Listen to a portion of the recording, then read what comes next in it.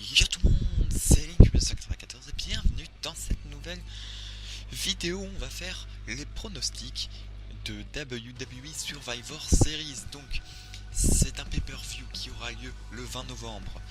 Donc qui aura lieu le 20 novembre comme je l'ai dit à Toronto au Canada, au Air Canada Center. Alors ce show, pour la première fois depuis le draft, va mettre le roster de Raw et de SmackDown en même temps. Voilà.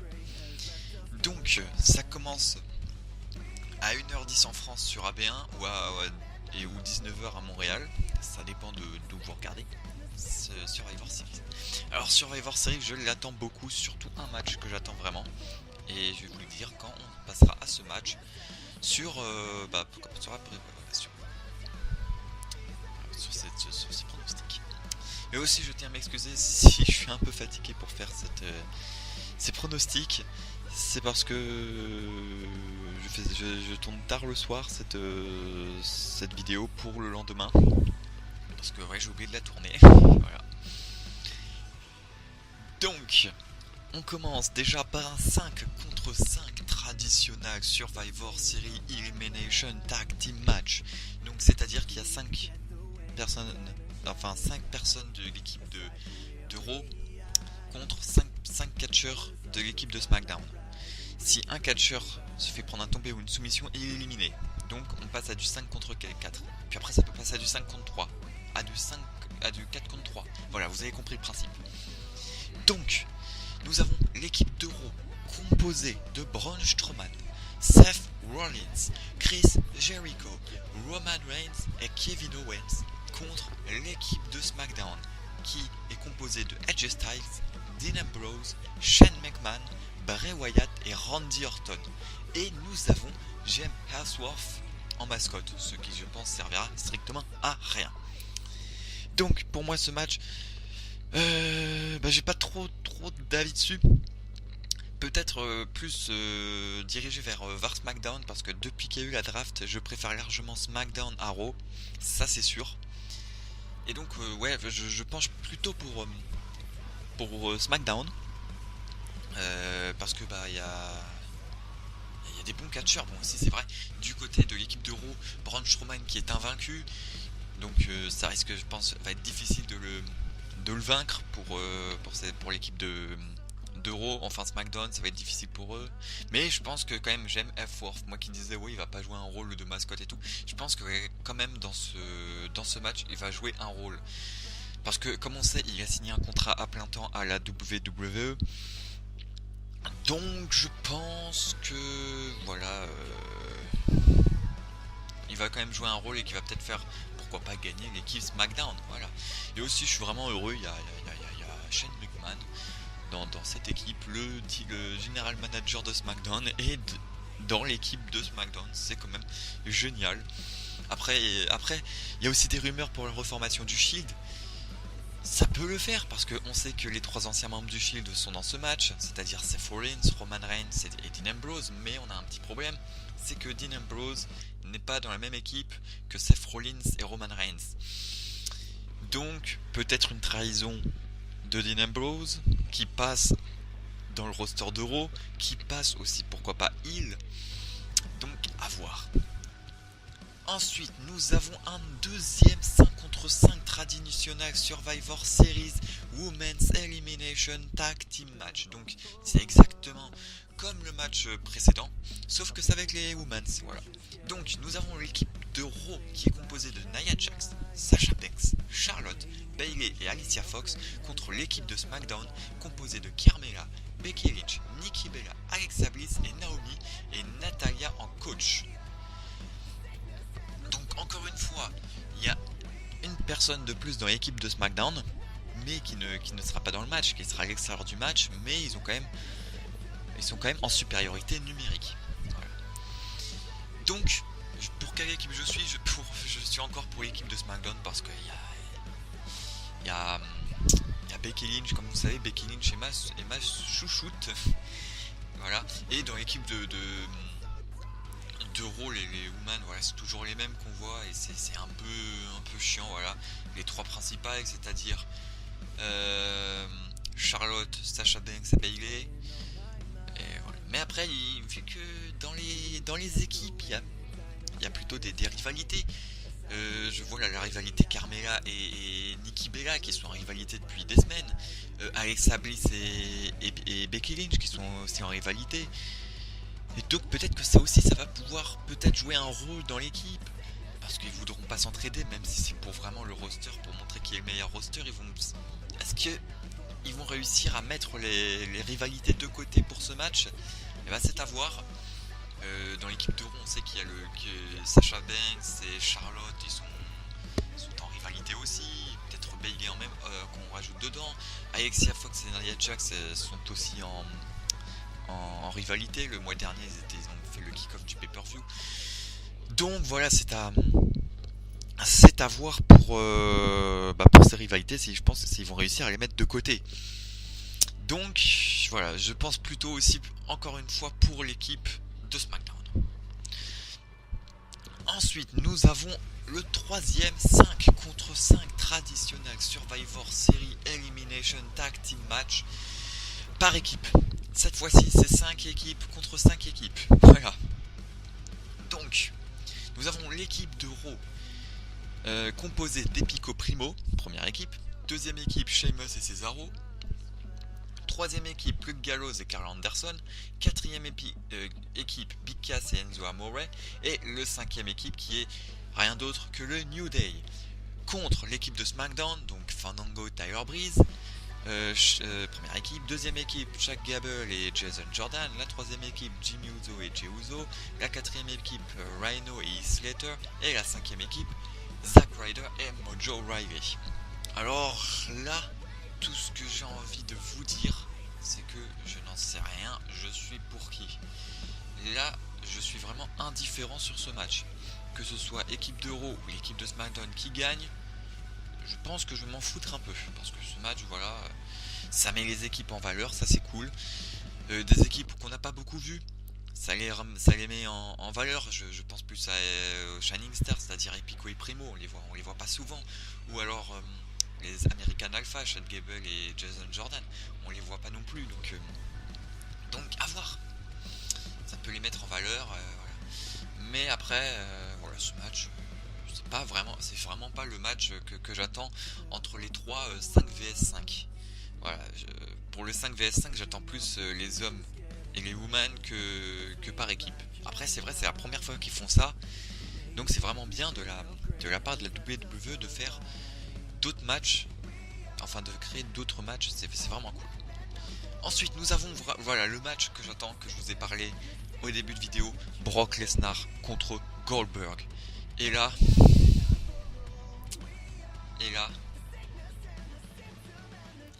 que je suis heureux de ce match. Le retour de Goldberg il y a quelques semaines, c'était cool. Putain, j'ai vu Goldberg arriver, j'ai fait oh mon dieu, Goldberg est de retour. Donc voilà.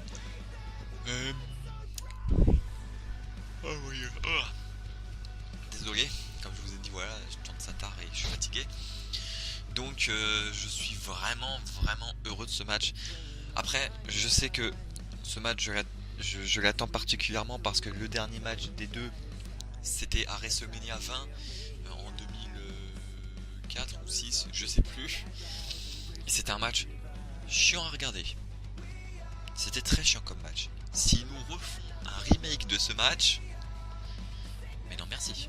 Pourquoi remettre Goldberg pour faire un rematch comme ça? Après, on sait aussi que Goldberg il est blessé. Donc voilà. Donc, à voir. Vraiment, comment ce match peut se passer. Après, je sais que ça me ferait vraiment chier si Brock Lesnar gagne ce match. Parce que je me dis, ils font revenir une légende. Et ils vont la faire perdre. Ah, ça servira à quoi? Ça servira à quoi de faire ça? C'est vrai.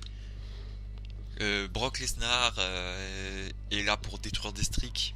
Enfin, des séries. On se rappelle de la série de l'Undertaker, le 21-1. Voilà. Goldberg, à l'ECW, il avait une série de 170 matchs gagnés et 0 défaite, un truc comme ça. Donc Donc voilà, mais cette série a été brisée entre temps. Et donc je pense que ça serait mieux de faire gagner Goldberg que Brock Lesnar. Voilà, mais après c'est vrai que ça risque aussi de faire un peu péter la réputation de Brock Lesnar. Le mec, la bête, qui défonce tout et tout, qui perd face à Goldberg, même si Goldberg, niveau physique, par rapport à un Seth Rollins, c'est sûr que c'est pas la même chose. Putain, j'ai flippé. Il y a mon frère dans la pièce à côté qui vient d'éternuer, ça m'a fait flipper. J'en étais à où? Donc voilà, à voir. Mais après, voilà, j'aimerais vraiment que Goldberg gagne. Ils ont demandé à Goldberg de retourner à la WWE. Moi, je sais que si j'étais une star, si j'étais une superstar, un catcheur à la WWE, une légende, je pense qu'il doit avoir 45 ans, 50 ans, je sais plus. Enfin, il doit être dans ces âges-là, Goldberg, donc il est vieux quand même. Pour un catcheur. Je dis bien pour un catcheur. Donc si la WWE me dit ouais tu reviens mais tu perds ton match, je pense que je le prendrai moyen. Voilà. Je le prendrai vraiment moyen. De la part de la WWE. Ouais, ils font ça pour le fric et c'est tout. Voilà. Moi je vois ça comme ça. Mais j'espère vraiment qu'ils vont faire gagner Goldberg dimanche. Enfin dans la nuit de dimanche à lundi, j'espère vraiment. Ensuite, nous avons un match pour le titre intercontinental et c'est vraiment le seul match. Non, il n'y a que 2 matchs pour les titres et là c'est un des matchs pour le titre. Donc pour le titre intercontinental. Au début, nous devions avoir un Dolph Ziggler qui est le champion intercontinental contre Sami Zayn. Sauf qu'à SmackDown, avant le Survivor Series, nous avons eu un match de titre intercontinental entre Dolph Ziggler et The Miz. Qui a gagné ce match et qui est reparti avec la ceinture, c'est The Miz. Donc, je pense que nous allons avoir un The Miz contre Sami Zayn qui change la donne, qui n'est plus Dolph Ziggler contre Sami Zayn. Et ce match a aussi une stipulation. Si Sami Zayn gagne le titre ira à Raw, parce qu'on sait que le titre est à SmackDown. Donc il y a aussi des rumeurs qui disent qu'ils veulent relier le titre des États-Unis qui est à Raw et le titre intercontinental qui est à SmackDown. Et pour les relier, enfin pour les unifier, il faut que les 2 titres appartiennent au même roster. Donc je pense que je vois plus la victoire de Sami Zayn s'ils veulent faire ça. Mais après c'est sûr que si Sami Zayn gagne, ça va peut-être empiétrer sur le prochain match qu'on verra juste après. Parce que si Sami Zayn gagne le match, on sait le titre part à Raw. Et qu'est-ce qui restera comme ceinture à SmackDown? La ceinture par équipe, la ceinture poids lourd et la ceinture women et c'est tout. Alors qu'à Raw il y aura la ceinture cruiserweight, la ceinture du poids lourd, enfin ceinture universelle, voilà, c'est même plus le poids lourd, c'est universel, la ceinture championne de women's, la ceinture par équipe, le titre des États-Unis et le titre intercontinental. Voilà, il y aura 7 titres ou 6. Ça fait 6 titres. Alors qu'à SmackDown, il n'y en aura que 3. C'est sûr que ça ferait très très pauvre pour SmackDown. Mais après, c'est sûr que si Sami Zayn gagne ce match, le match suivant, qui est le match pour le championnat Cruiserweight, Brian Kendrick, le champion contre Kalisto, ce match aussi a une stipulation. Si Kalisto gagne le titre, la division Cruiserweight vont à SmackDown. Parce qu'on sait que la division Cruiserweight appartient à Raw. Et donc, si Kalisto gagne, la division Cruiserweight va à SmackDown. Après, il y a aussi une autre rumeur là-dessus, c'est que dans 2 semaines, il y a une émission pour les catcheurs Cruiserweight. Et donc, pour faire cette émission, et ça passera le mardi après SmackDown. Et donc, pour peut-être plus de facilité pour les catcheurs Cruiserweight, au lieu de catcher le lundi, de rentrer chez eux et de revenir le lendemain pour tourner la série, et qu'ils le mettent, qu'ils les fassent catcher le mardi à SmackDown, et puis qu'ils fassent tourner la série. Vous voyez le truc.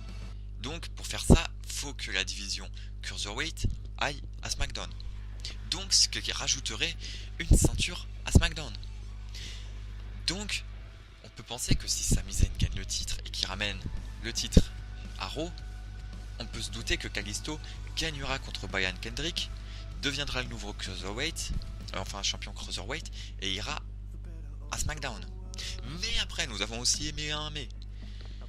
On sait que Brian Kendrick, il a gagné son titre cruiserweight à comment ça s'appelle, à Hell in a Cell contre TJ Perkins.